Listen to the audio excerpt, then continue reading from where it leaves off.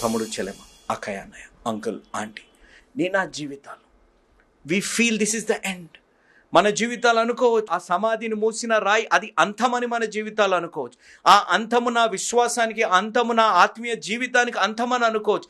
నీకున్న వ్యసనాలు, నీకున్న స్వభావము, నీకున్న అలవాట్లు, నీకున్న స్నేహాలు నీ విశ్వాస జీవితానికి ఇవ్వే ఇంకా అయిపోయింది, నేను బాగుపడవు అనే ఆలోచనలు నీ జీవితాల్లో ఉండొచ్చు. కానీ ఒక్కటి గమనించు, నువ్వు చేయలేనిది, నీకులో ఆ శక్తి లేనిది దేవుడు శక్తి కలిగిన దేవుడు, దేవుడు చేయగలిగిన దేవుడు. ఈరోజు ఆ పునరుద్ధానుడైన దేవుడు నీకు ఆ శక్తినిచ్చి నువ్వు ప్రోగ్రెస్, యు కమ్. వారికి విశ్వాసం లేదు, వారి జీవితాల్లో ఆయన పునరుద్ధానుడైతే ఆలోచన, నమ్మకం లేదు, కానీ వారు వస్తున్నారు.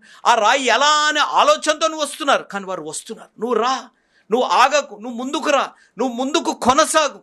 దేవుడు నీ జీవితాల్లో నువ్వు ఏదైతే ఆటంకంగా ఉంది అని నువ్వు అనుకుంటున్నావు, నువ్వు చేయలేనిది దేవుడు చేస్తాడు. నువ్వు ఆటంకంగా ఉంది అనుకుంటున్నావు, దేవుడు అది తొలగించి నీ జీవితాన్ని ఆశీర్వదించగలిగినది.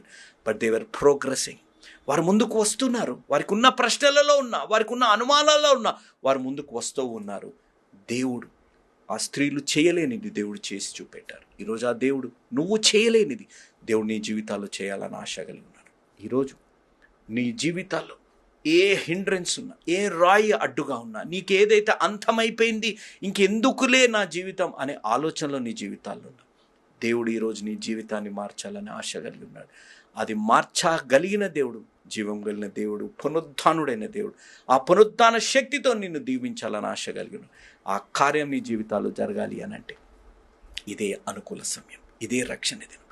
ఉన్న పాటున, ఉన్న చోటున మన పాపాలని మనం ఒప్పుకోగలిగితే, దేవుని సొంత రక్షకునిగా మనం అంగీకరించగలిగితే, తమ్ముడు, చెల్లెమ్మ, నీ జీవితాల్లో ఏ అనుమానాలు ఉన్నా, నీ జీవితాల్లో ఏ రాళ్ళు నీకు అడ్డుగా ఉన్నా, నీ వ్యసనాలు ఉండొచ్చు, నీ వెకాబులరీ ఉండొచ్చు, నీ చూపు ఉండొచ్చు, నీ సోమరితనం ఉండొచ్చు, ఏది నీకు నీ జీవితంలో ఎదగనీయకుండా ఆటంకంగా ఉన్నాయి, నువ్వు దేవుడి దగ్గరికి రా. We are coming to Jesus.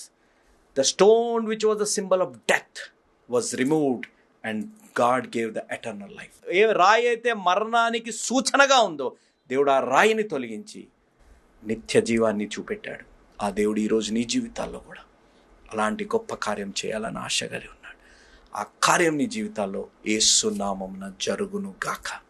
ఈరోజు నీ జీవితాల్లో ప్రతి అవమానాన్ని దేవుడు ఒక స్వార్థగా మార్చి, ఎవరెవరైతే అవమానించారు యేసుని శిలువ దగ్గర, పునరుద్ధానుడై వారికి జవాబిచ్చిన దేవుడు ఈరోజు నీ జీవితాల్లో ఏ రీతిలో ఏ మనుషులైనా నిన్ను అవమానించి, నిందించి, అనుమానించి, నిన్ను హేళన చేసి, నిన్ను కించపరిచే విధంగా ఉన్నారు, వాటన్నిటినీ దేవుడు జవాబిచ్చి నీ జీవితాన్ని ఒక సువార్తగా దేవుడు మార్చునుగాక. ఆ కార్యం జరగాలంటే ఈరోజే ఒక నిజమైన యేసు అనుచరుడుగా మారాలి. ఎందుకనగా యేసు మార్చేది జీవితాలు, మతాలు కాదు అనేది మీరు ఎవ్వరూ మరవకండి.